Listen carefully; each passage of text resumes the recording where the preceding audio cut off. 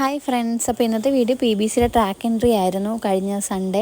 അപ്പോൾ ഇടാൻ കുറച്ച് ലേറ്റായി. അപ്പോൾ ഞാൻ എൻ്റെ ഫുൾ വീഡിയോ ഇട്ടിട്ടുണ്ട്, അത് ടാഗ് ചെയ്തേക്കാം. അപ്പോൾ കാണാത്തവരൊക്കെ ഒന്ന് കണ്ടു നോക്കണം കേട്ടോ. നല്ല കിടിലൻ ട്രാക്ക് എൻട്രി ആയിരുന്നു.